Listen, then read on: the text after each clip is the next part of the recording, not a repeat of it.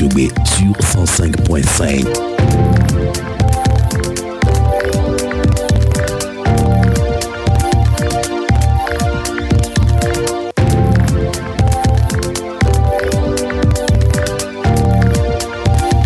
François Aklia et Soboko, Fonya Singbe, C14, CENI, LCT, voilà quelques-uns des noms et sigles qui ont fait l'actualité nationale. Mesdames, Messieurs, bonjour et bienvenue à cette dernière émission du mois de mars.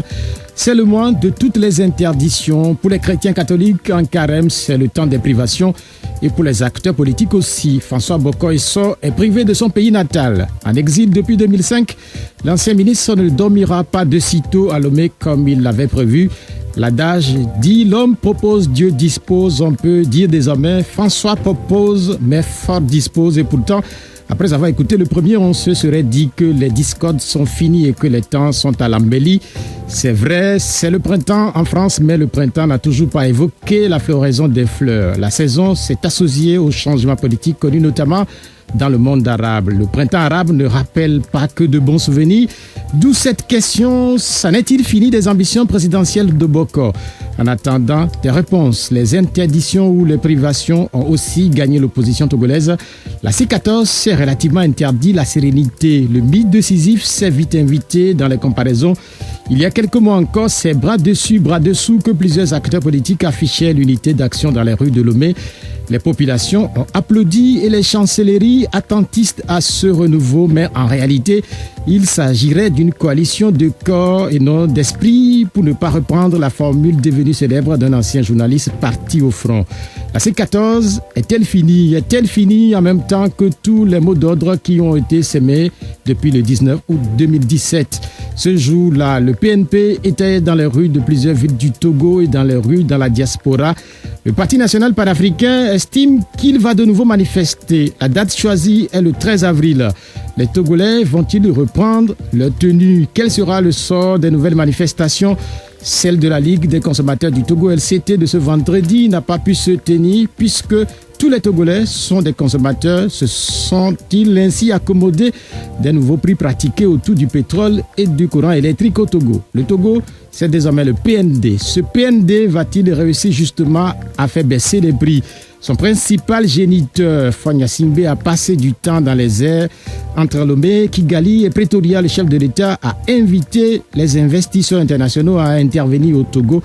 Récemment, la coordinatrice de la C14 aux États-Unis, Brigitte Adjamagbo-Johnson, a-t-elle aussi invité les bailleurs de fonds à venir soutenir le PND? C'est une question. La secrétaire générale de la CDPA est justement avec nous ce midi et elle attend vos questions dans 45 minutes au 70 43 09 70 et 96 50 34 37.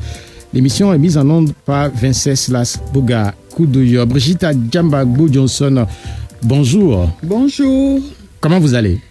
Je vais bien, je vous remercie et je voudrais dire bonjour aussi à vos auditeurs et auditrices.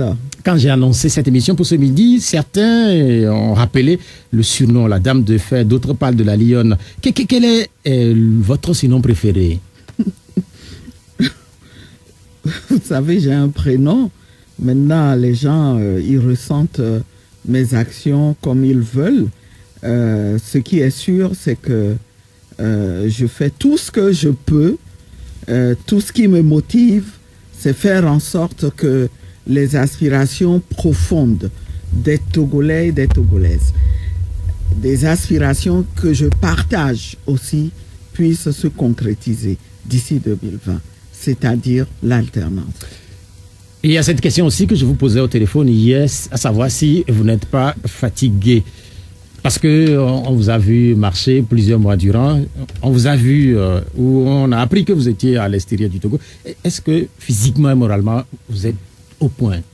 Je suis au point, physiquement comme moralement, parce que je sais que nous sommes encore en plein combat et il ne s'agira pas du tout, il ne sera pas du tout question de baisser les bras tant qu'on n'aura pas obtenu la victoire pour laquelle nous nous battons.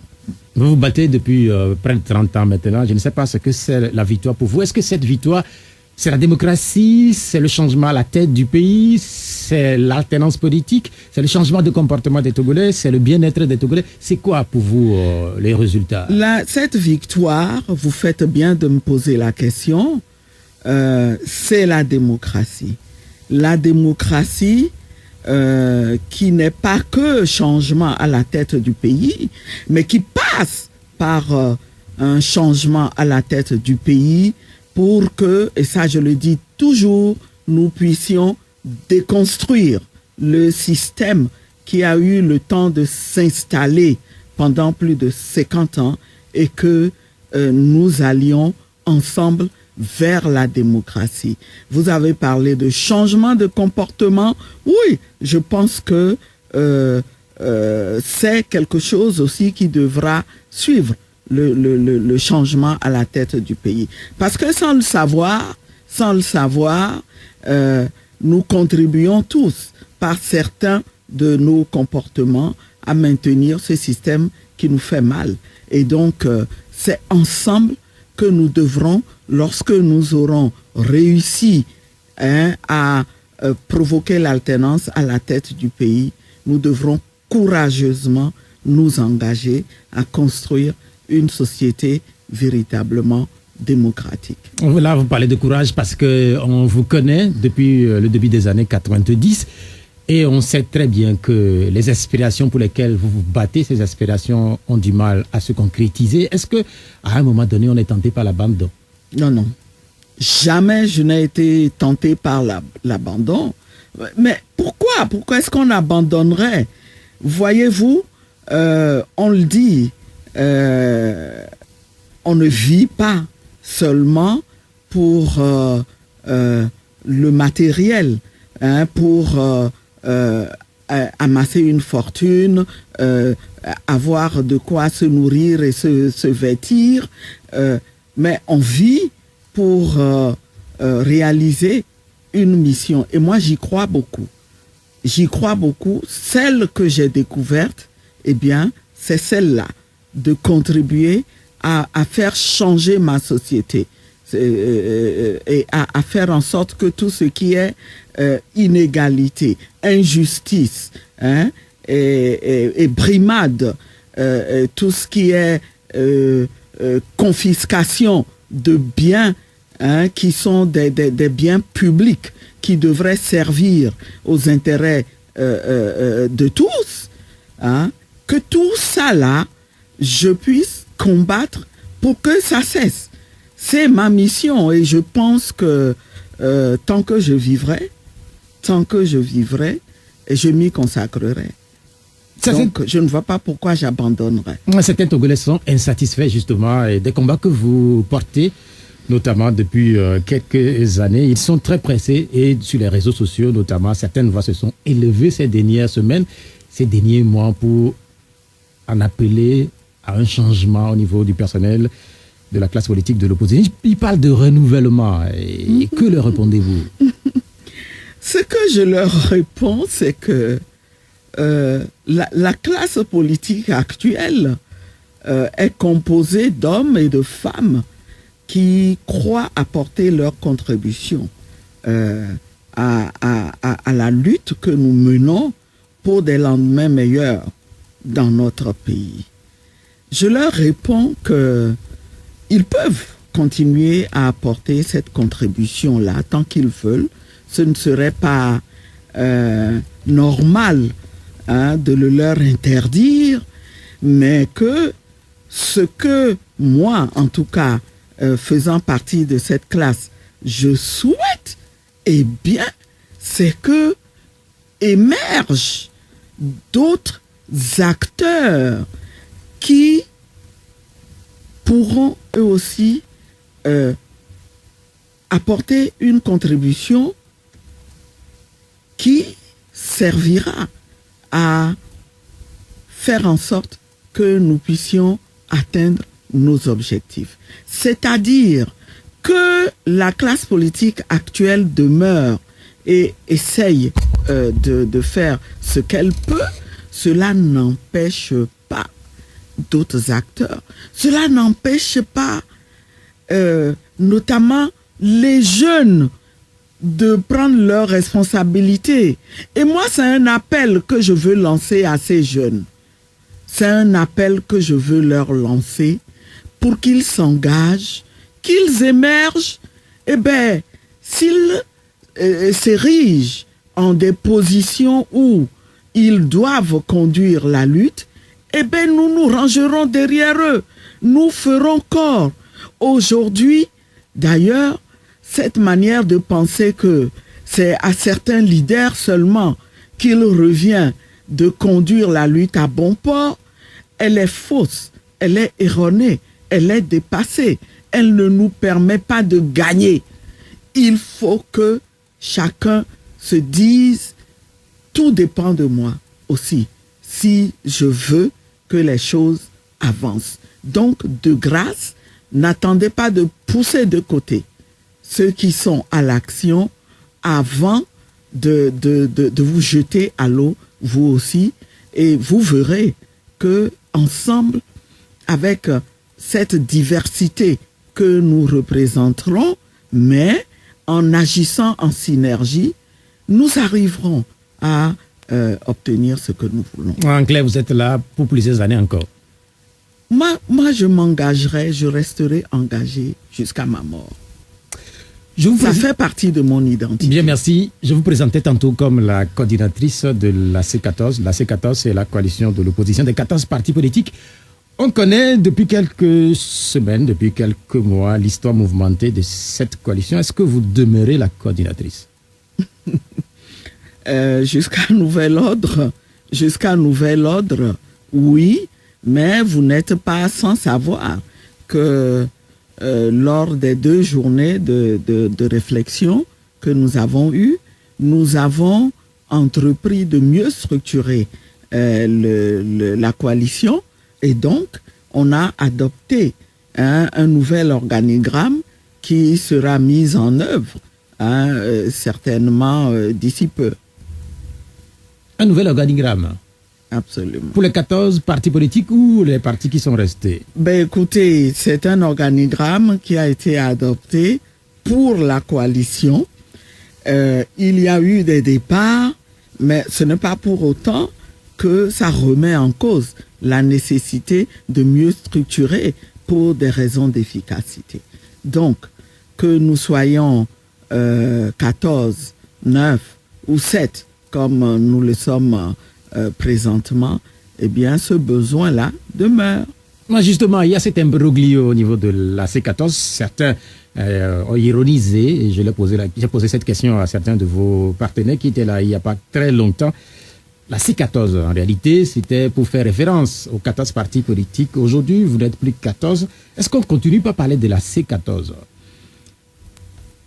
Ce que je peux vous dire, c'est que ce que symbolise la C14, c'est une détermination, c'est une conscience de ce que nous ne pouvons venir à bout de l'adversaire commun que par une unicité d'action. Et cette conscience-là, cette détermination demeure, et ce qu'on peut dire, c'est que nous maintenons le flambeau et nous représentons aussi cette volonté de l'unicité d'action, et nous ferons en sorte que le combat collectif puisse se poursuivre et même se renforcer, et que ce cadre-là, qui est un cadre politique, eh bien, qu'il se renforce. Et il y a eu des départs, mais je vous assure que il n'y en a pas un seul parmi nous qui puisse dire « ça y est, c'est fini, la porte est fermée ». Au contraire, nous avons conscience de ce que nous devons renforcer ce cadre-là. Nous devons faire en sorte que tous les acteurs politiques qui ont quelque chose à apporter à la lutte que nous menons puissent trouver leur place pour s'exprimer et apporter leur contribution. Et au-delà des acteurs politiques, nous avons conscience que une synergie est nécessaire avec d'autres acteurs, qu'il s'agisse des acteurs de la société civile ou de la diaspora. Si vous dites que la coalition ou le cadre existe et qu'il doit pouvoir se renforcer, en clair, vous voulez faire appel à de nouveaux mouvements à se joindre à vous? De nouveaux mouvements, pas de nouveaux mouvements. Nous disons d'abord que ceux qui sont partis, eh bien, ils ont encore toute leur place. Ils ont encore toute leur place parce que, en réalité, quand on réfléchit à ces départs, eh bien, ils sont pas vraiment justifiés.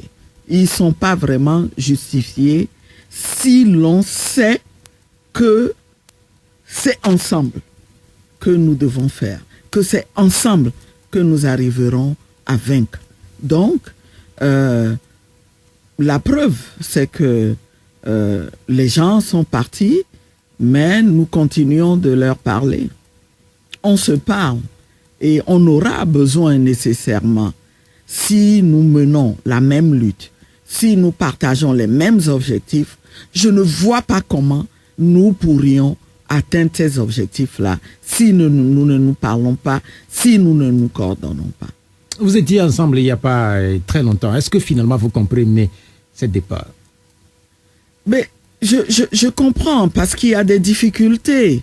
Il y a des difficultés. Être ensemble, c'est un idéal, une nécessité. Mais ce n'est pas pour autant que ce soit quelque chose de facile. Ce n'est pas facile. C'est un défi quotidien. Et ce défi-là, il faut être armé, il faut être prêt à le relever au quotidien. Et c'est ce que nous essayons de faire. On peut, à un moment donné, se dire, on n'en peut plus, on a l'impression qu'on dépense beaucoup d'énergie à vouloir rester ensemble, à vouloir agir avec une certaine cohésion. Cette énergie-là, on pourrait l'utiliser à travailler tout seul pour avancer, mais je pense que c'est du leurre. C'est du leurre. À un moment donné, on peut avancer, mais on se rendra compte que avancer ne sert pas à grand-chose, même si on y trouve un certain compte du point de vue des intérêts individuels ou partisans, mais quand on veut réfléchir à l'intérêt collectif et à l'objectif collectif, eh bien, ça ne permet d'avancer en rien du tout. Donc, on sera obligé à un moment donné, d'aller de nouveau vers une synergie d'action. Et je prie pour que cela arrive très vite, parce que nous n'avons pas beaucoup de temps. Madame, nous n'avons plus beaucoup de temps avant 2020. Oui, et ceux qui font déjà des projections à partir des dernières dates de l'élection présidentielle de 2015 nous ont rappelé que à ce jour, nous avons moins de 400 jours avant les prochaines élections. Et c'est peu si on veut faire quelque chose de bien. Nous parlerons des prochaines élections dans un instant. Quand on évoque la synergie d'action pour ce qui concerne la situation politique au Togo, ou être seul comme c'est le cas pour un certain nombre de partis politiques, depuis quelques mois, l'histoire a quand même montré qu'au final, il n'y a pas des résultats obtenus, que ce soit avec le Code 2, que ce soit avec le CST, que ce soit avec le FRAC, et récemment avec la C14. Finalement, est-ce que c'est dû à la complexité Je ne suis pas d'accord avec ce constat, hein, du moins en ce qui concerne le regroupement actuel. Je ne suis pas d'accord parce que on a fait le constat que les objectifs que nous poursuivons n'ont pas encore été atteints. Mais de grâce, évitons d'en conclure que ça y est, c'est l'échec, on ne peut plus atteindre ces objectifs-là. Là, je ne serai pas du tout d'accord. Le constat que je le fais ce dimanche, madame. Oui. Ce dimanche, ces résultats, vous ne les avez pas atteints. On ne les a pas atteints, mais la lutte n'est pas finie. Je sais. La lutte n'est pas finie. Malheureusement, il y a un repère, il y a une date que nous nous sommes donnée, il y a une échéance qui est devant nous. Mais je considère qu'il faut attendre au moins que l'alternance que nous voulons provoquer au plus tard en 2020, il faut attendre que l'échéance arrive à terme pour que nous puissions faire le bilan et dire il y a échec. En cours de route, alors que nous sommes en plein combat, ce qui se passe, c'est que il y a des problèmes qui amènent à des départs. Maintenant, il s'agit, parce que qu'on le veuille ou pas, il n'y a de salut que dans l'action unitaire. Et donc, il faut rapidement retrouver la raison, retrouver le courage qu'il faut pour reprendre les choses ensemble, peut-être, je ne dirais pas peut-être, certainement, en tenant compte des leçons à tirer du chemin qui est parcouru.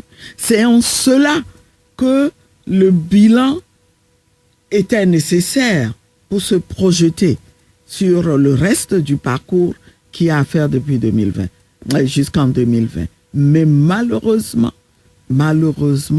on a l'impression que ce bilan a fait plus de mal que de bien. Vous parlez encore d'action unitaire, alors qu'on sait qu'on est en train de sortir de regroupement avec, justement, pour répondre à la question ou bien aux objectifs des populations, à savoir se mettre ensemble. Est-ce que vous n'êtes pas en train de prêcher dans le désert? Si on sait qu'il n'y a pas très longtemps, un des acteurs de votre regroupement était ici, a dit que oui, il y avait eu un regroupement, mais c'était beaucoup plus un regroupement de corps que d'esprit.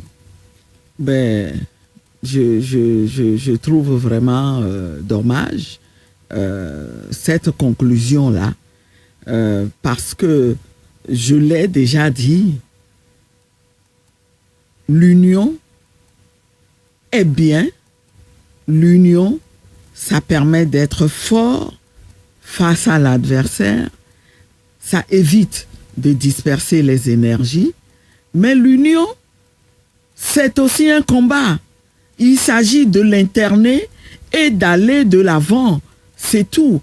Et je pense que ce que les Togolais attendent de nous en ce moment pour se remettre en mouvement, c'est qu'on trouve une formule très rapidement qui nous permette d'avancer. Et je ne désespère pas. Quand j'évoquais tantôt les difficultés des différentes coalitions ou des différents regroupements à avoir des résultats, vous semblez ne pas partager bon constat, mais il est clair que sur les dernières revendications de la coalition, notamment le retour à la C92, la question des réformes politiques, le vote de la diaspora, aujourd'hui, ce sont des revendications qui n'ont pas été obtenues. Tout à fait. Tout à fait, c'est justement pour ça qu'il faut continuer la lutte. C'est pour ça qu'il faut continuer la lutte. Et ceux qui restent dans ce regroupement sont dans cet état d'esprit-là. C'est le même état d'esprit qui a expliqué la démarche qui a été faite récemment par les représentants de la coalition en direction du chef de l'État, une démarche qui est sous-tendue par des objectifs nobles et pertinents, mais je constate que ça a été fait peut-être dans un contexte et sous une forme qui fait que ça donne l'impression d'un acte raté. Mais en réalité, puisque vous m'en donnez l'occasion, ce qu'il faut expliquer aux populations sur cet acte qui a été posé par la coalition, c'est que de par sa genèse, c'est une action qui était censée mettre fin aux souffrances de nos frères, nos compagnons de lutte, qui sont aujourd'hui en prison dans des conditions que l'on sait et que personne n'aimerait partager, à nos frères, nos compagnons de lutte, qui sont aujourd'hui en exil et qui vivent eux aussi dans des conditions qui ne sont pas du tout souhaitables pour qui que ce soit. Il s'agissait de voir quoi faire pour que, enfin, le souhait que nous avons exprimé, la demande que nous avons émise de les voir libérés se concrétise. Il a été très rapidement convenu que il fallait taper très haut. Taper haut pour que l'interlocuteur comprenne qu'il est temps de prendre une action. Mais en même temps, on s'est dit, s'il faut aller à ce niveau, il faut ajouter la préoccupation des préoccupations des Togolais. Vous faites allusion qui est la question des réformes. Vous faites allusion à l'audience accordée au chef de l'État. Absolument. Vous a accordé. Absolument. Et donc, ça part d'une idée vraiment noble et pertinente. Mais en ayant suivi de loin, puisque je n'étais pas là, j'essayais d'influencer les choses comme je pouvais. Ce qui a posé problème, c'est la précipitation. C'est la précipitation qui n'a pas permis de convaincre ceux qui avaient encore des doutes et de lever ces doutes-là. Et je signale que je suis de ceux qui avaient ces doutes-là. Et donc, c'est cette précipitation qui a posé problème et qui a créé encore une fois des frustrations, mais malgré ces frustrations, il faut reconnaître au fond que l'acte était fondé. Que l'acte ne signifie pas du tout un revirement à 180 degrés, comme je l'ai lu dans certains commentaires sur les plateformes sociales. Quand vous parlez de précipitation, madame, vous avez été pressé par qui? Ou bien c'est quoi la précipitation?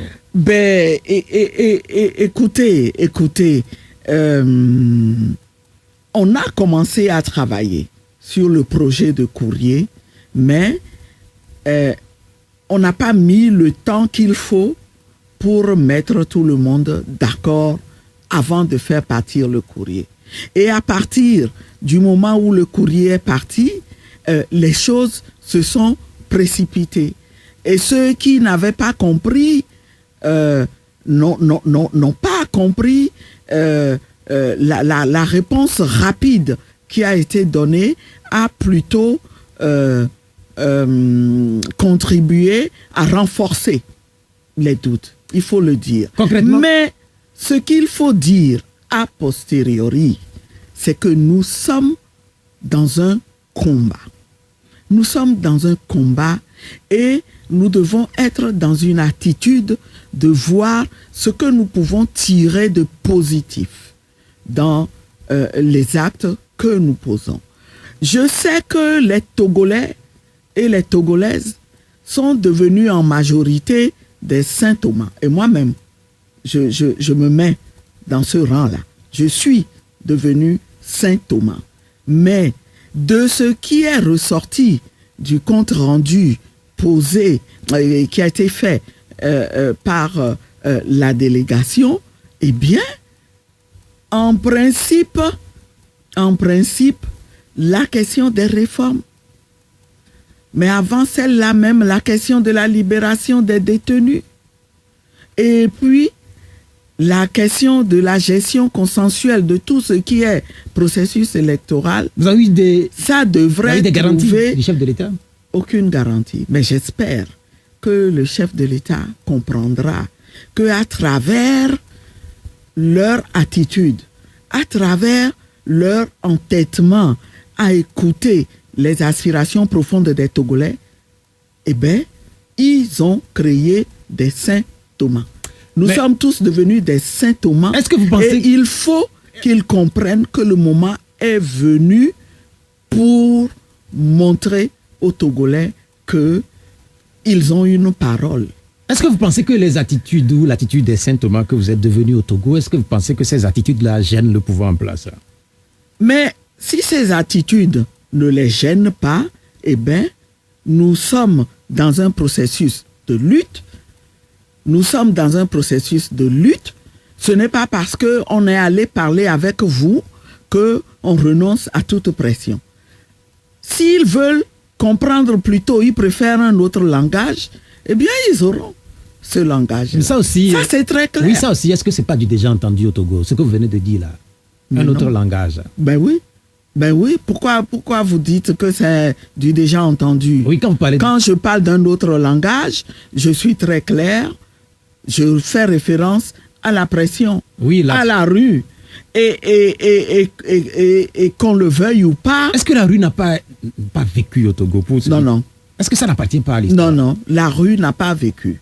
Je dis que la rue n'a pas vécu et que si le régime s'entête, eh bien,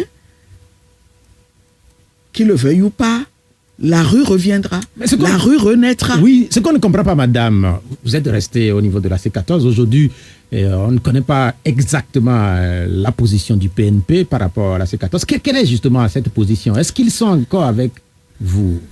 Ben, moi, je pense que...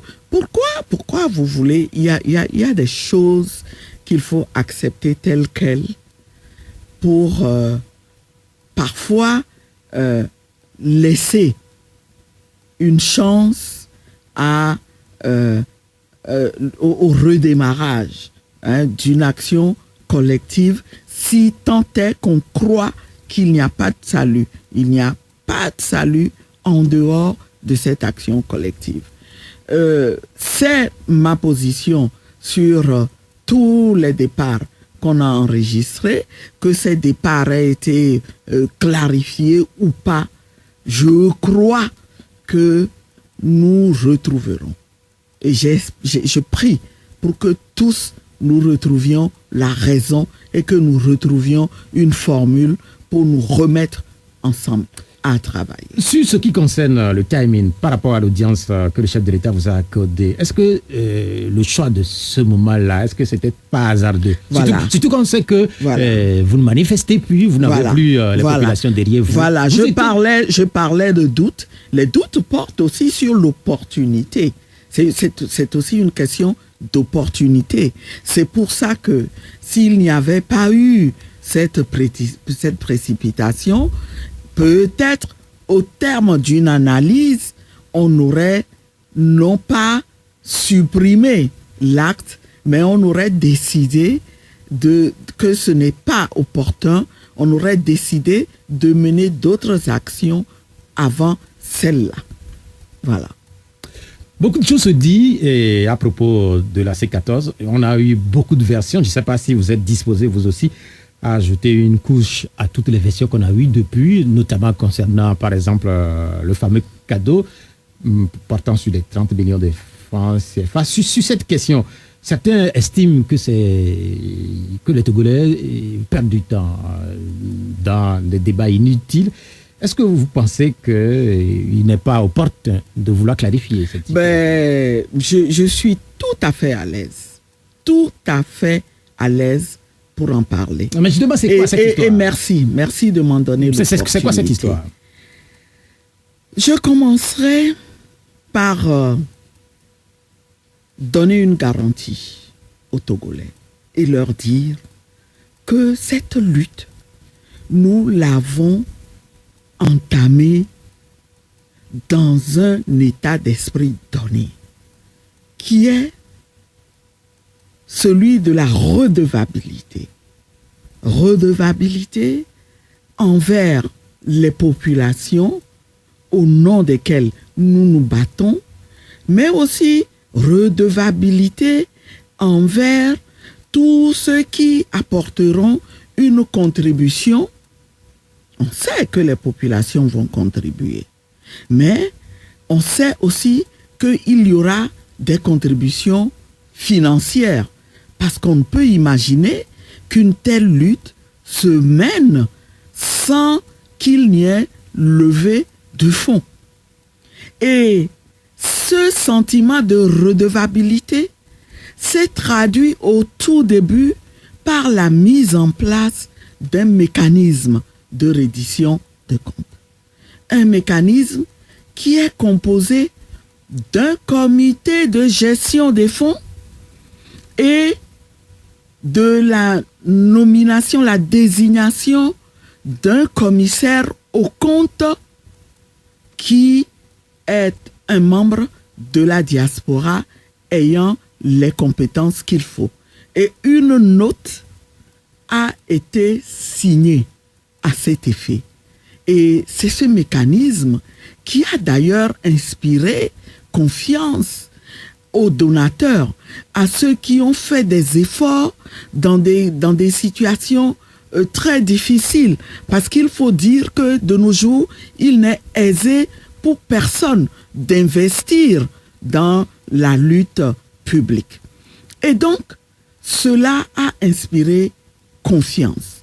Et régulièrement, nous avons publié en direction de ceux qui ont donné, notamment de la diaspora, qui a souhaité cela, un relevé des fonds qu'ils envoient. La deuxième chose que je veux dire à mes compatriotes, c'est que,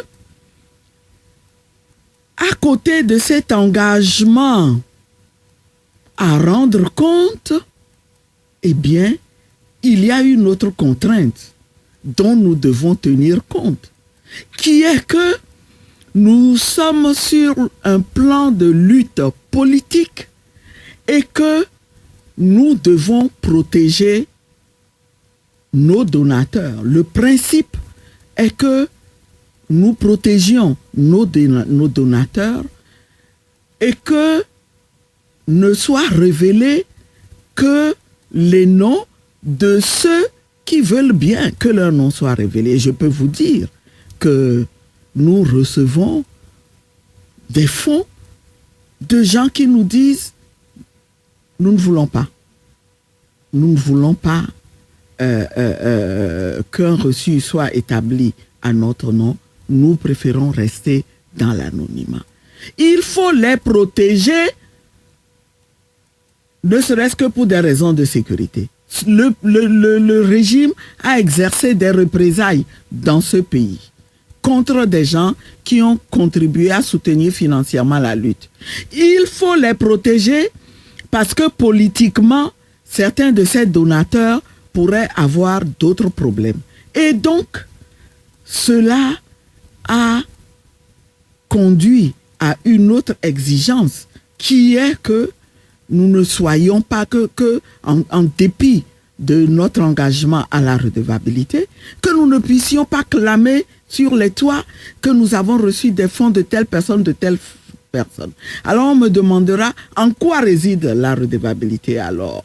La redevabilité réside dans ce que les Togolais qui le souhaitent pourront s'assurer que les fonds que nous avons reçus ont été gérés avec transparence et ont servi à la lutte et rien qu'à la lutte. Oui, on a compris. C'est dans ces conditions que beaucoup de fonds, beaucoup de noms de donateurs n'ont pas été révélés. Et donc, à partir du moment où, s'agissant de ce fonds, de ce don de 30 millions, nous avons pris la précaution de l'enregistrer, eh bien, nous étions tranquilles en sachant que le moment venu, eh bien, on en rendra compte, les Togolais sauront que nous avons reçu un fonds de 30 millions. Mais sur ce qui concerne les 30 millions, sincèrement, est-ce que ce n'était pas une faute? Connaissant les pratiques en politique, notamment en Afrique, est-ce que ce n'est pas une faute que d'accepter? Non. C'est pas une faute. Ce n'est pas une faute. Et si je vous disais, ce n'est pas une faute. Je vais clarifier ma position. En fait, il n'y a pas très longtemps, il se racontait dans notre pays que des leaders politiques autour de l'élection de 2015 avaient pris de l'argent chez le président ivoirien. Est-ce que quand même c'était pas osé de votre part d'accepter encore de ce même président un cadeau? Attendez, ce n'est pas une faute. Ce n'est pas une faute parce que, et ça nous pouvons le dire aujourd'hui, ce fonds-là, ceux qui ont tendance à penser que c'est une faute, le pensent parce qu'ils se disent l'origine du fonds pourrait être du régime. Mais aujourd'hui, nous sommes en mesure de vous dire que l'origine de ce fonds n'est pas du régime. Parce que nous savons que des gens ont fait un plaidoyer à notre insu pour que cet acteur-là, politique que nous avons rencontré à un moment donné, puisse aider. Finalement, ces fonds viennent d'où? Puisque ce n'est pas des fonds qui sont partis de l'humain. Ça vient d'où? Ah ben, ils viennent du donateur. Ils viennent du donateur. Et encore une fois, je vous dis, et je le dis aux auditeurs et auditrices, que la précaution que nous avons prise, c'est de nous assurer que ces fonds servent exactement à la lutte et que nous puissions en rendre compte. Et je pense que toute la polémique que ça a suscité, il est temps qu'elle s'arrête. Parce que quand vous regardez les choses, vous analysez les choses au fond, ceux qui ont grossi la polémique, ceux qui ont participé à sa naissance, c'est des gens qui ont intérêt à décourager les Togolais. C'est des gens qui ont intérêt à divertir les Togolais. Et je nous dis, réveillons-nous. Réveillons-nous parce que nous avons un combat devant nous. Ce que nous sommes en train de faire est suicidaire.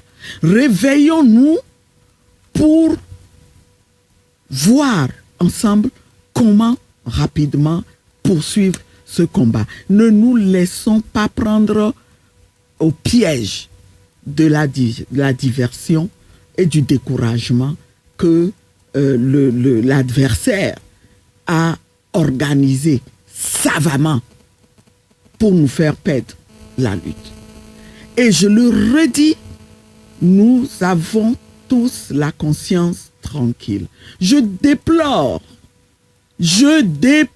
le fait que certains acteurs, membres de la coalition, aient donné l'impression que ces fonds avaient été accueillis dans des conditions de non-transparence. Mais justement, il y a certains qui... Ce n'est pas parce que certains n'étaient pas de la délégation qu'ils n'ont pas eu l'information dès le lendemain.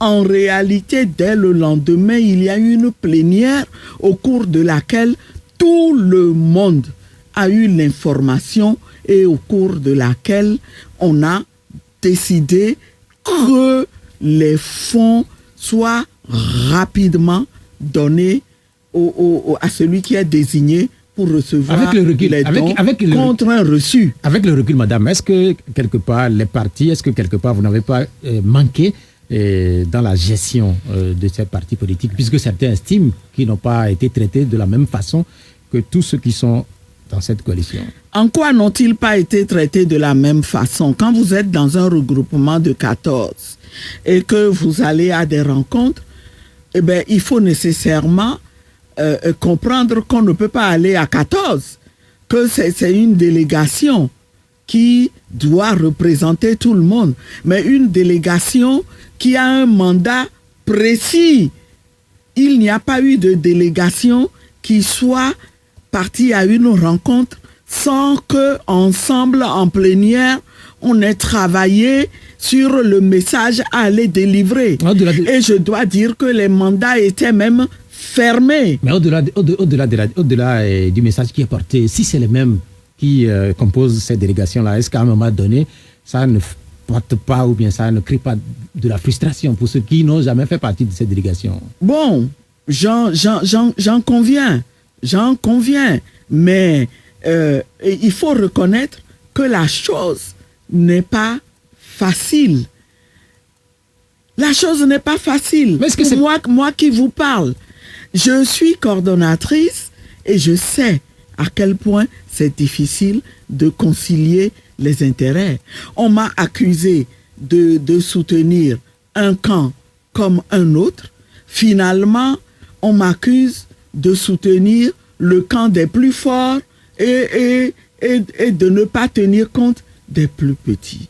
Tout ça, au fond, c'est des accusations qui ne sont pas fondées. Ça a été difficile, donc, la présidence ou bien la coordination? La coordination, ce n'est pas une présidence. C'est une coordination. C'est ça. Il y a une différence entre une présidence et une coordination. Oui, c'est la coordination. Nous travaillons de manière démocratique. Nous sommes des partis venus dans un regroupement par notre volonté pour contribuer. Dans quelques minutes, nous allons permettre aux auditeurs de vous poser des questions, mais nous allons parler personnellement de vous, puisque nous avons parlé beaucoup de la C14. Vous avez dirigé durant plusieurs mois, oui, je dirais plusieurs mois, la coalition de l'opposition, et finalement, certains vous reprochent, oui, un manque de lucidité parfois, et de fermeté. Certains ont même parlé d'expérience. Est-ce que c'est vrai ou faux tout ça? Ce que je vais répondre, c'est que je n'ai pas pris de décision toute seule.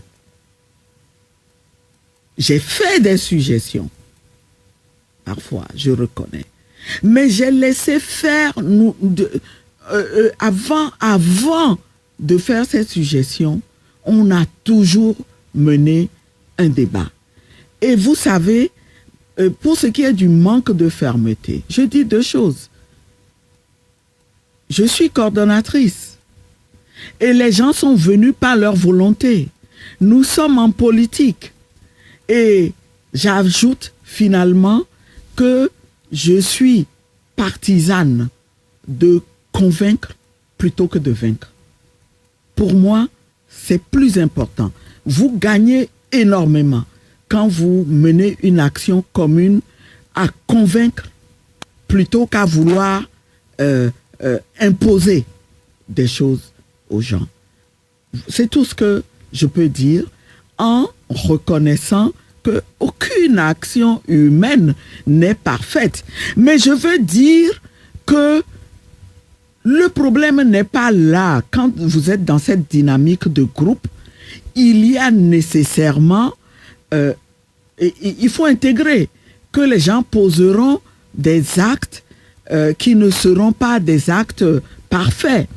Il faut dépasser les défauts que tel ou tel acteur peuvent présenter et être fixé sur comment avancer ensemble, comment faire avec ces défauts.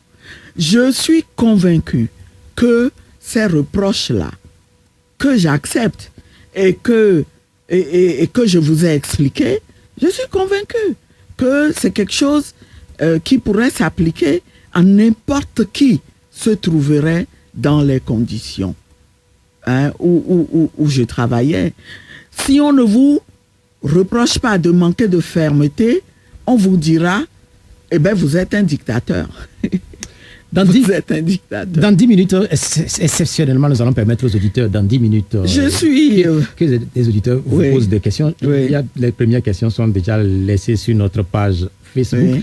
Vous avez évoqué tantôt 2020. Vous avez évoqué tantôt 2020, madame. Oui. 2020, c'est dans environ 400 jours, vous avez dit, oui, pour les élections présidentielles. Vous avez perdu, en fait, c'est l'impression qu'on a ce dimanche, pour ce qui concerne le retour à la Constitution de 1992, pour ce qui concerne les réformes politiques, puisqu'elles ne sont pas toujours faites, pour ce qui concerne le vote de la diaspora. Est-ce que vous n'êtes pas en train de perdre l'élection de 2020? Non, moi, je ne dirais pas. Nous n'avons pas encore perdu l'élection de 2020. Et perdre l'élection de 2020 n'est même pas envisageable. Ce n'est pas envisageable parce que nous devons obtenir cette alternance-là. Et nous devons nous remettre rapidement au travail. Nous devons nous remettre rapidement ensemble pour créer les conditions maximales pour que notre synergie d'action aboutisse. Donc quand vous parlez, je ne vous comprends pas, madame. Oui. Se remettre ensemble. Oui. Vous étiez ensemble il n'y a pas très longtemps, vous vous êtes mis chacun de son côté depuis quelques semaines. Oui. Et vous recommencez par dire qu'il faudrait se remettre ensemble. C'est ce que je ne comprends pas. Se remettre avec le PNP, le CA et je ne sais pas, l'ANC, se remettre avec qui? Vous savez, c'est une réalité qui s'impose à nous. Et je ne voudrais pas qu'on traîne trop là-dessus.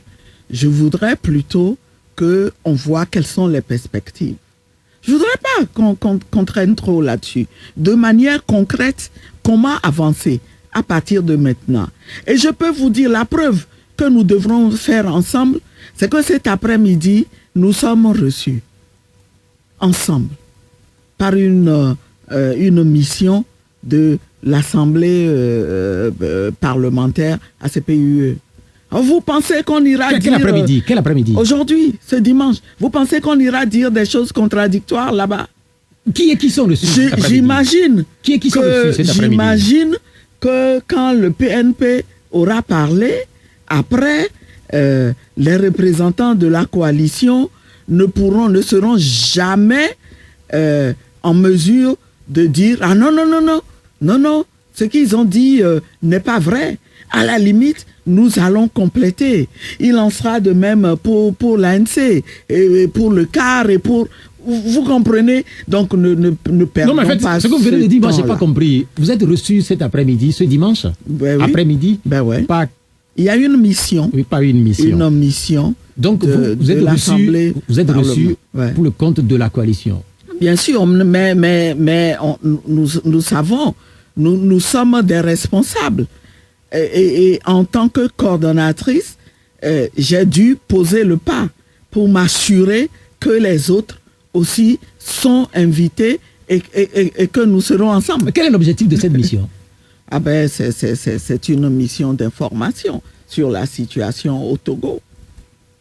Quelles peuvent être les incidences d'une telle mission sur ce qui va se passer dans notre pays dans les prochaines semaines, dans les prochains mois? Ne mettons pas la charrue avant le bœuf. Je vous en prie. J'ai déjà été amené à en parler, juste pour donner un exemple, que nous serons amenés à travailler ensemble. Quand nous parlons de pression, aujourd'hui nous sommes tous d'accord que pour finir cette lutte, nous aurons besoin de pression encore. Nous aurons besoin de beaucoup de pression. Et c'est à coup de pression, discussion, qu'on arrivera. Quand on parle de pression, est-ce que les Togolais ne sont pas fatigués? Non, il ne faut pas qu'ils soient fatigués. Il faut qu'ils sachent ce qu'ils veulent. On ne peut pas vouloir une chose et son contraire. Fatigués parce que la lutte dure, j'en conviens, mais je dis, l'histoire nous montre que nous ne sommes pas le seul peuple à avoir lutté pendant longtemps. Et tous ceux qui ont tenu, je vous assure, ont fini par avoir raison. Tenons bon et nous aurons raison. Nous allons... Oui, allez-y. Vous êtes... Plus que des auditeurs, vous êtes nos partenaires. 105.5 FM. Spéciale promotion à Canal Optique. Cette année, vivez autrement les fêtes de l'indépendance chez nous. Du 27 mars au 27 juillet, bénéficiez de l'offre spéciale indépendance à votre lunetterie. Tenez, une paire de lunettes achetées, une paire offerte à tous les natifs du mois d'avril depuis 1960 à ce jour. Par ailleurs, une remise exceptionnelle est faite à tous les Togolais. Saisissez cette occasion et donnez plus d'éclat à votre vue. Canal Optique, c'est sur l'avenue de la Chance, en face de la station Total Lomé 2 et l'annexe sur le 219 boulevard du 13 janvier, à côté de la pharmacie du 3e arrondissement. Contact 90 05 40 79 99 18 18 18. Canal Optique, votre référence en lunetterie. Pyramide FM 105.5, au-delà des horizons. Et nous sommes toujours des 12 de Pyramide FM. Spécialement, nous n'avons pas donné la possibilité aux auditeurs, comme ça, c'est la tradition depuis quelque temps. Nous allons le faire dans 4 minutes exactement, le temps de poser quelques questions sur le retour raté au pays de l'ancien ministre François Akila Essoh-Bokor. Madame, comment est-ce que vous avez vécu ce retour manqué? Eh bien, je l'ai vécu avec tristesse et indignation, parce que je me dis, c'est quand même le droit de tout Togolais de rentrer chez lui. Et notre préoccupation à la coalition, c'est aussi de faire en sorte que les réfugiés, tous ceux qui sont malgré eux à l'extérieur, il faut créer les conditions pour qu'ils puissent rentrer. D'ailleurs, la délégation qui était allée rencontrer le chef de l'État en a parlé. Nous avons souvent posé le problème de Tipi à Tchadam, et voilà que s'ajoute maintenant celui de notre compatriote Bokor. Donc, c'est un appel que je voudrais lancer à la raison, encore une fois, pour que un appel aussi à l'apaisement. Ça fait partie des conditions de l'apaisement, si on veut que ce pays aille vers un apaisement. Et donc, nous regrettons vraiment ce qui s'est passé. Et s'il y a des calculs en dessous, je trouve que ce n'est pas c'est pas de bons signaux qu'on envoie aux populations si l'intention est de faire en sorte que les gens ne puissent pas rentrer à temps pour réunir les conditions, pour que si éventuellement ils ont des ambitions de vouloir solliciter le suffrage populaire pour diriger leur pays, ce qui est leur droit, pour qu'ils puissent le faire. Ce n'est pas normal. Ce n'est pas normal. Bien, merci madame. Nous allons maintenant permettre à quelques auditeurs d'intervenir. Et je voulais ajouter, oui, allez-y, sur ce plan, oui, allez-y, rapidement, qu'il y a eu beaucoup de commentaires. Je lis beaucoup de commentaires. Je voudrais demander à nos compatriotes de faire attention sur certains points. Nous reviendrons. Cette lutte est tellement complexe que nous devons la mener avec tout le monde. Bien, merci. Et je dis que nous devons la mener même avec les convertis du régime, qu'ils soient néo ou anciens, pourvu qu'ils soient convertis. Faisons attention. Si nous rassemblons tout ce monde-là, eh bien, nous maximisons. Le premier auditeur est en ligne. Allô, bonjour. Bonjour, monsieur. Bonjour, on vous appelle comment? Oui, c'est Yoshua depuis Zanguera. Monsieur? Yoshua depuis Zanguera. Yoshua depuis Zanguera, allez-y. Oui, j'aimerais poser une question à madame. Oui, allez-y. Vous lui avez demandé si le fait de prendre les 30 millions n'est pas une faute. Et j'aimerais aussi vous poser la même question. Madame, franchement, moi, à mon avis, vous devez une excuse à tous les Congolais. Parce que sur votre liste de revendications, vous n'avez jamais mis que vous voulez de l'argent auprès du président. C'est que vous avez mis sur la liste de revendications que vous voulez de l'argent. Là, on comprend donc devant les chefs d'État. Il dirait clairement que ce n'est pas l'argent, vous ne marchez pas pour l'argent, mais vous marchez pour la tenance, c'est mieux, non? Bien, merci, merci, on a compris votre point de vue. Madame, une réaction? Je le comprends, mais tout ce que je voudrais lui expliquer, c'est que nous avons besoin d'argent pour mener la lutte. Et j'ai expliqué que il faut nécessairement une collecte de fonds pour toute lutte. Et c'est cette collecte de fonds que nous avons mise en place. Nous ne nous attendions pas.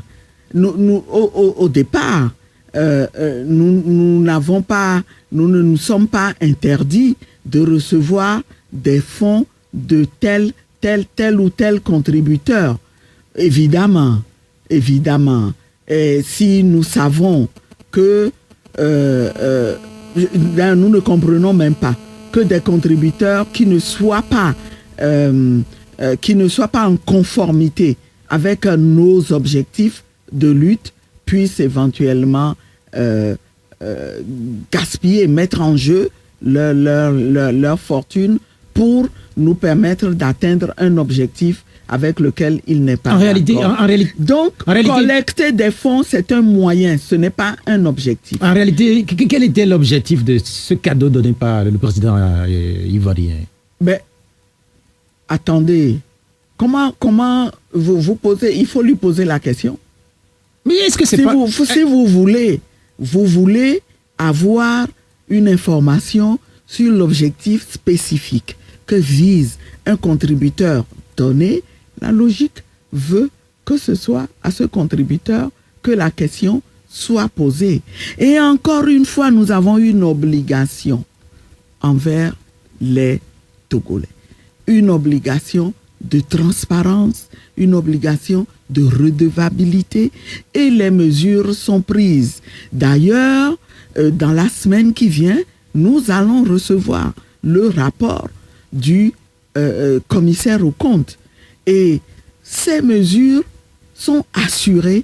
Je pense que c'est quelque chose qui doit donner aux Togolais la confiance qu'ils ont affaire à des gens qui sont rigoureux, des gens qui gèrent les fonds comme il faut, qui utilisent les fonds pour le but qu'ils sont en train. Bien, merci madame. Deuxième auditeur, allô?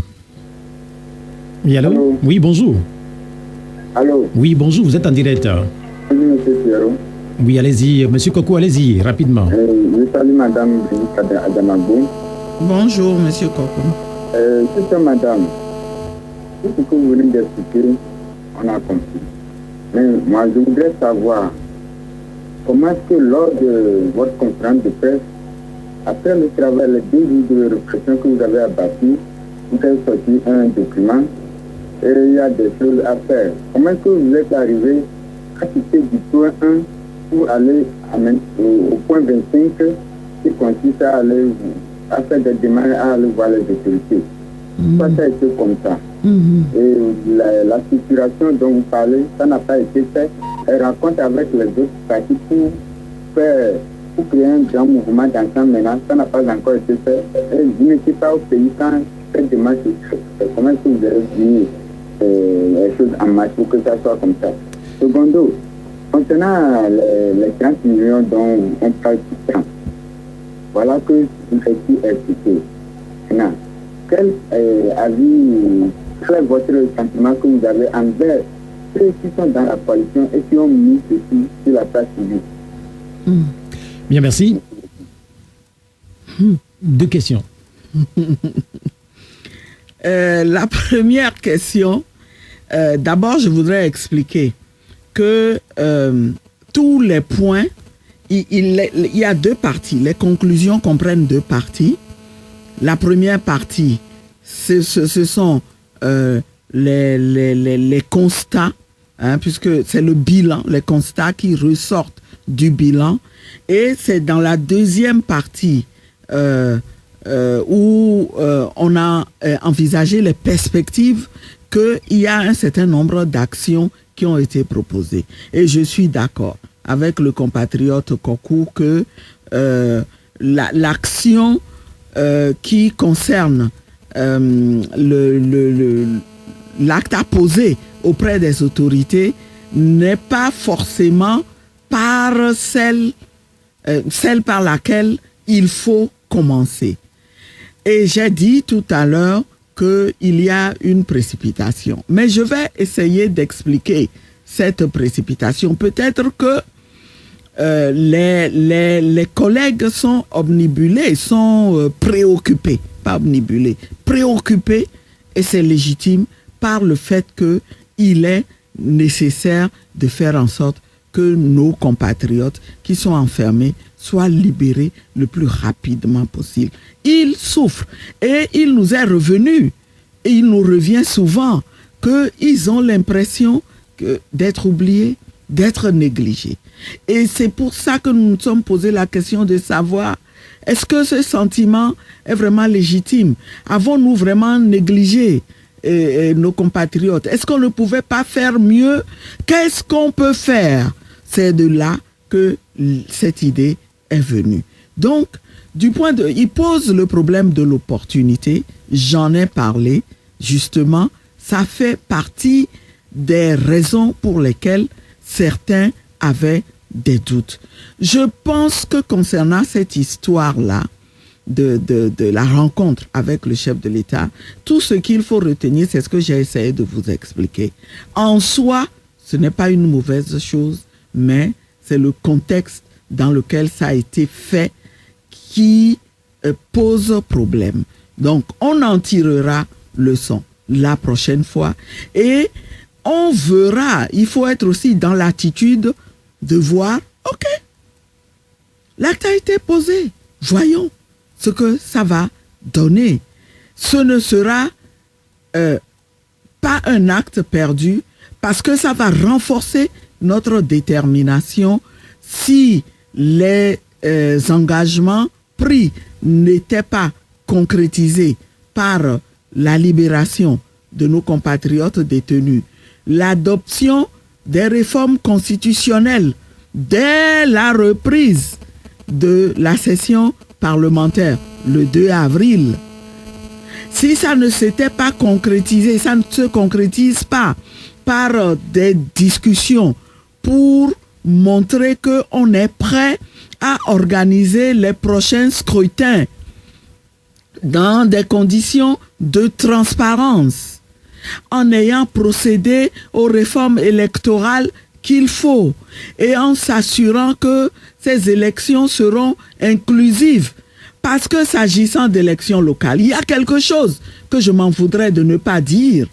Il ne faut pas considérer que tout va aller comme dans du beurre tant qu'on n'a pas réglé un certain nombre de questions. En dehors de la réforme, des réformes constitutionnelles et institutionnelles dont j'ai parlé, il y a des mesures qu'il faut prendre, il y a des discussions qu'il faut avoir et des réformes à faire.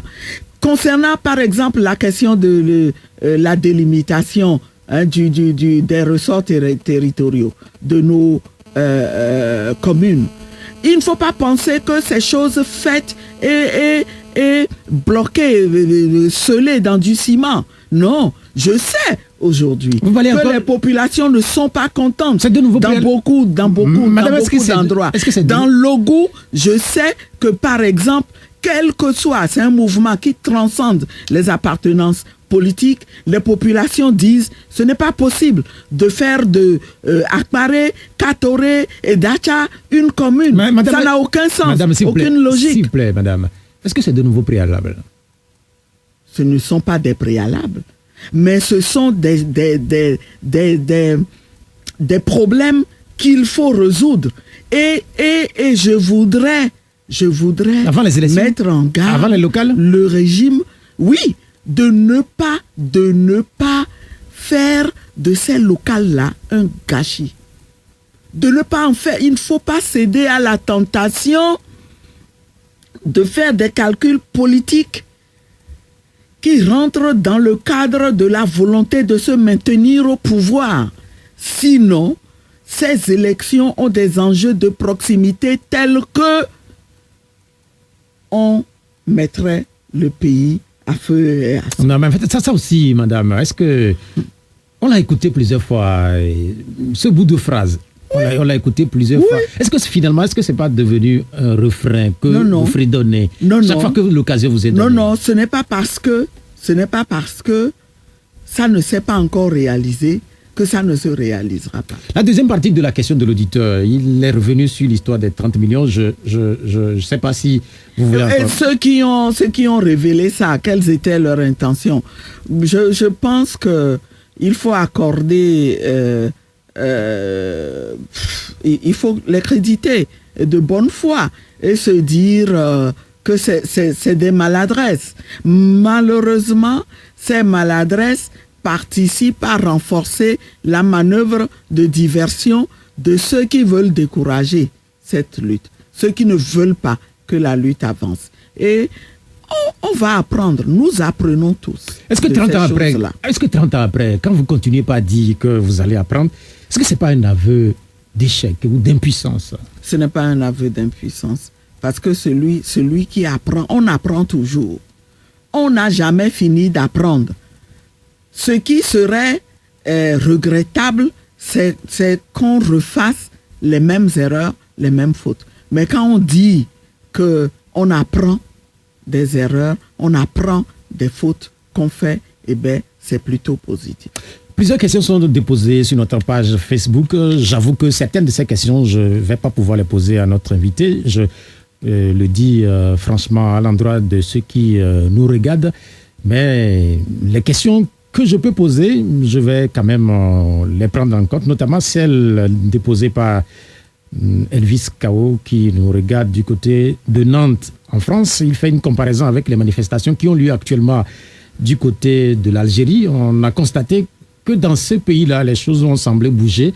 Mais comment se fait-il qu'au Togo, malgré tout ce que vous aviez pu drainer dans les rues de Lomé notamment, et la situation est restée telle? C'est un peu le sens de sa question. La situation est restée telle, d'abord en raison de la nature de ce régime, mais aussi parce que il y a des différences entre le contexte algérien et le contexte togolais.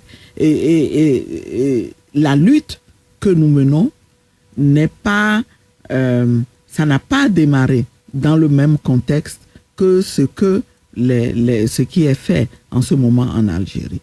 Chacun sait qu'en Algérie, c'est une lutte qui est menée par les populations. Il n'y a pas de parti politique au devant et je crois fermement, ça c'est quelque chose qu'il faut se dire, que le fait que les partis politiques soient au devant pour porter les revendications, qui sont en réalité les revendications des Togolais, des populations, cela a pu faire croire qu'il s'agit tout simplement d'une lutte pour le pouvoir, alors qu'il s'agit d'une lutte pour un changement profond. Donc c'est une différence fondamentale et c'est pourquoi il faut souhaiter aussi que la société civile s'implique davantage dans la lutte. Une autre question laissée par un auditeur qui nous regarde également du côté de la France. Il s'agit de la question de l'auditeur Siliadin à propos des actions de la C14, échec ou réussite? Madame. Je dis ce n'est ni échec ni réussite parce que nous sommes encore en chemin et ne nous hâtons pas de prendre des conclusions qui apparaîtraient comme si nous voulions nous faire harakiri. Nous avons une responsabilité. L'élite surtout a une responsabilité. Quand elle réfléchit, elle est tentée de réfléchir dans le sens d'un échec alors que nous sommes encore en pleine lutte. Allô? Allô? Bonjour. Bonjour, monsieur Pierrot. Oui, Kolani, comment vous allez? Je me porte bien. Ok, allez-y. D'abord, je dis courage à la dame. C'est la première fois qu'elle passe sur une chaîne et elle m'a convaincu. Il faut maintenant qu'elle laisse le langage de la C14, il y avait la démagogie qu'on sort. Je dis la vérité maintenant un peu. Maintenant, qu'est-ce que je dis? Il y a eu des partis politiques et le lendemain des élections qui ont dit sur des chaînes qu'ils ne reconnaissent pas ces députés qui sont élus, qui seraient nommés. Au même moment, ces députés et ces partis politiques sont partis donner leur nom devant ces députés pour faire partie de la CENI. Vous ne voyez pas que ça diminue la morale. Les vertus en Afrique ici, surtout que nos enfants apprennent que des dirigeants disent ceci sur les chaînes et demain ils font autre chose. Donc il faut qu'on arrête ça. Vous avez parlé au lendemain de ces élections, il y aura un mouvement citoyen. Nous tous nous l'attendons. Même les partis au pouvoir, vous avez dit quelque chose sur l'antenne, même si le parti au pouvoir vous donne de l'argent, prenez. Là, je ne veux pas dire si on prend de l'argent, on change nos conditions. L'argent, il n'y a pas de problème. N'importe qui peut vous donner de l'argent. Maintenant, il faut rendre compte seulement ceux qui sont entre vous là. Quand vous êtes là, rendez seulement compte de la bonne gestion. Sinon, le peuple ne vous demande pas de le rendre compte. Non, mais entre vous, il faut qu'il y ait une certaine transparence. C'est ce qui a filtré les uns les autres et certains sont sortis sur les chaînes. Donc, je vous dis merci et courage. On est derrière vous. Bien, merci, Monsieur Kolani. Madame, une réaction à l'intervention de Kolani? D'abord, je voudrais le remercier, mais lui dire que je ne vois en quoi la coalition a usé de démagogie. Nous n'avons jamais usé de démagogie. Ce qu'il faut comprendre, c'est que nous sommes dans une lutte que nous voulons mener avec le peuple. Le peuple a ses aspirations qu'il exprime. Et ces aspirations-là, nous les laissons s'exprimer parce qu'elles nous permettent. Et elles permettent à l'adversaire de voir quel est l'état d'esprit des populations et quelle est l'ampleur, la profondeur du mouvement qui exige le changement. Nous avons toujours tenu un langage qui est un langage de vérité vis-à-vis du peuple. Et nous continuerons à le tenir. Je suis d'accord avec lui quand il dit on a traité cette assemblée d'une assemblée de nommés et que finalement on va envoyer des noms pour que ces noms soient entérinés par cette assemblée. Oui, il y a là un paradoxe. Mais ce paradoxe n'enlève strictement rien au fait que l'assemblée n'a pas de légitimité. C'est une assemblée de nommés, Monsieur Kolani. Si on veut avancer, ce qu'on veut construire aussi, il faut le construire sur la vérité. Maintenant, quand on a examiné cette question, je dois vous dire que la position que nous avions arrêtée, c'est que la participation de la coalition à la CENI est une question d'ordre politique qui doit faire l'objet de discussions politiques. Et ces discussions politiques, malheureusement, n'ont pas été conduites comme il faut. Là encore, il y a eu je peux dire, il y a eu une ratée, il faut le prendre comme tel, mais il y a eu aussi peut-être un manque de vigilance pour s'assurer que ceux qui ont peur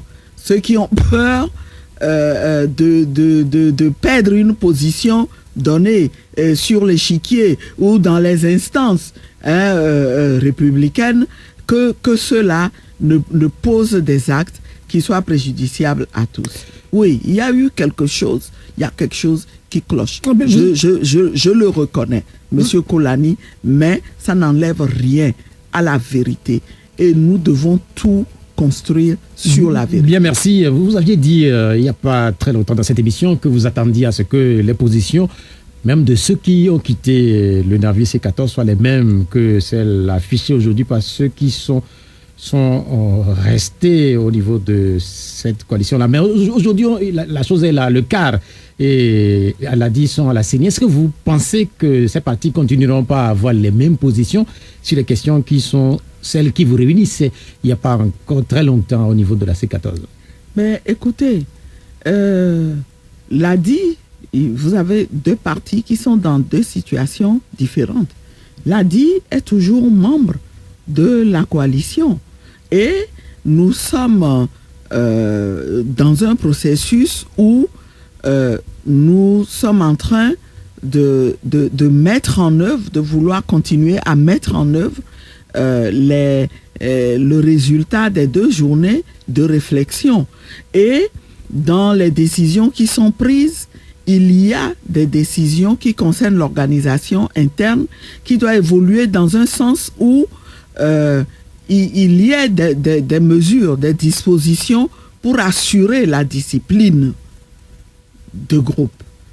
Nous n'avions pas de texte à l'époque, on n'en a pas voulu. Je pense qu'on n'a pas eu le recul qu'il faut aussi pour nous doter de textes, mais c'est quelque chose qui est en cours. Et désormais, mais s'il s'avère, vous êtes en groupe, et qu'il s'avère que vous avez des divergences de fond avec les autres membres du groupe, eh bien, l'application des textes fera en sorte que, bon, vous puissiez prendre votre chemin. Maintenant, en ce qui concerne le quart qui est parti, ben, on verra. Le quart ne reviendra que si le quart voit que finalement, eh ben, nous avons non seulement les mêmes objectifs, mais que les stratégies que nous utilisons lui conviennent. Bien, merci madame. Il y a une question d'un auditeur qui nous suit depuis Dakar, Sénégal. C'est la question de Guy Aho. Est-ce que vous soutenez les manifestations que le PNP prévoit organiser le 13 avril prochain? Ben, écoutez, nous nous inscrivons dans la logique de pression aussi. Et moi, je suis heureuse de ce que ces manifestations soient prévues pour le 13 avril. Nous avons le temps d'ici le 13 avril. Nous observons, nous attendons de voir si les promesses qui ont été faites seront tenues. Mais si ces promesses ne sont pas tenues, qui peut dire qu'il ne comprend pas qu'on veuille à nouveau prendre la rue? Donc, le principe de prendre la rue ne nous surprend pas, ça ne nous choque pas. Nous comprenons que dans ce contexte-là, où nous avons un adversaire qui s'entête que cet appel-là soit lancé. Maintenant, le moment venu, on verra. Peut-être que d'ici là, le mouvement sera sans objet. Et dans ce cas, nous applaudirions tous et nous verrions comment avancer à partir de maintenant. Mais si ça ne devient pas sans objet, eh bien c'est clair. Le problème se posera de savoir est-ce qu'il ne faut pas appuyer ce qui se fait. C'est l'agitation au niveau de la C14, notamment de l'opposition. C'est relativement la sérénité, à ce qui paraît au niveau du pouvoir en place.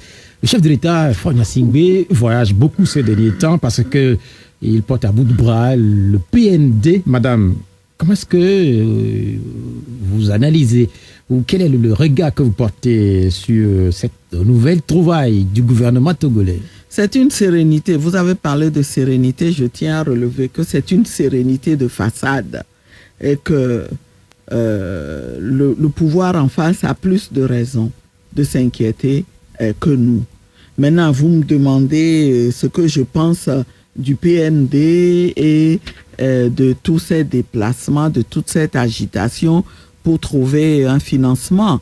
Moi, je me dis que adopter ce plan et penser qu'ils se trouveront des investisseurs qui vont y investir, eh bien, sans avoir résolu les problèmes auxquels nous sommes confrontés, sans s'être assuré que la crise est résolue, je pense que, encore une fois, c'est se leurrer ou, en tout cas, c'est donner l'impression, c'est brasser du vent. C'est brasser véritablement du vent. Parce que il faut se dire les choses. Quel investisseur va accepter de soutenir un plan? D'ailleurs, dans quelles conditions ce plan a été adopté? On prétend que ça a été fait de manière participative, qu'on a associé tel ou tel comment dirais-je, secteur de la société, mais chacun sait que les Togolais, leur préoccupation aujourd'hui, ce n'est pas ce plan-là. Les Togolais veulent d'abord que soient rapidement résolus les problèmes politiques qui constituent une hypothèque pour l'avenir de notre pays, et ensemble, on pourra réfléchir à comment développer le pays, comment faire avancer. Voilà ce qui est des remarques générales que j'aimerais faire. En ce qui concerne le fond, bon, moi je dis, ça vaut ce que ça vaut. Justement sur le fond, madame. Il faut pouvoir l'appliquer. Justement sur le fond, madame. Et sur le fond, je vois qu'il est conçu en supposant que nous n'avons pas de problème de gouvernance du tout dans ce pays, alors que chacun sait que c'est la gouvernance qui chapeaute tout. On a beau vouloir imiter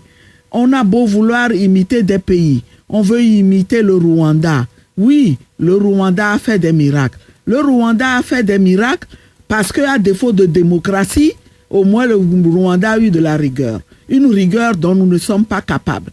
Comment voulez-vous mettre en œuvre ce plan pendant que vous laissez les gens, pourvu qu'ils vous fassent allégeance, vous les laissez piller les ressources comme ils veulent? Comment? Est-ce que, par exemple, ce n'est pas possible. Madame, la réaction que vous venez d'avoir... Et les problèmes sociaux. Permettez que je la pose une question. La question sociale n'a pas toute l'attention qu'elle devrait avoir. Permettez que je pose une avant-dernière question, peut-être. Là, c'est une position d'un acteur de la scène politique sur la globalité en ce qui concerne le PND. Mais dans les détails, on n'a pas entendu d'expertise claire venant de l'opposition sur ce plan, sur pourquoi éventuellement ce plan ne peut pas réussir. Parce que vous pensez que nos énergies, on va les mettre à démontrer pourquoi ce plan ne peut pas réussir. Pourquoi ce plan ne peut pas réussir, c'est aussi parce que les conditions politiques, qui sont des conditions préalables, ne sont pas réunies. Alors vous voulez qu'on laisse tomber ces conditions politiques-là et que maintenant on s'asseye, qu'on vienne discuter comme si nous étions dans un contexte où il est normal. C'est quelque chose qu'on peut faire dans un contexte normal, où il n'y a pas de crise, ou un contexte démocratique, où vous avez une opposition qu'on accepte et qui joue son rôle. Bien, merci. Il nous reste donc 1 minute et 30 secondes pour terminer cette émission. Le 13 avril, on l'a dit, le PNP va manifester. Est-ce que vous serez également sur le terrain? Vous m'avez déjà posé la question. Je demandais si vous allez vous soutenir. Maintenant, je demande si vous serez sur le terrain. Et je dis, nous observons la pression, nous sommes d'accord. Et si d'ici le 13 avril, ce qui est demandé, nous ne l'avons pas obtenu, eh bien, nous aviserons. Bien, merci. Je ne sais pas si vous aimez le football, parce que le Togo a perdu dimanche dernier. Dimanche dernier, à pareil moment, et on nourrissait le vœu que le Togo se qualifie du côté du Bénin, mais malheureusement, les Togolais ont été sortis par les Béninois. Aujourd'hui, beaucoup demandent la démission de l'entraîneur Claude Leroy, et il y a même une association qui appelle à manifester pour demander sa démission.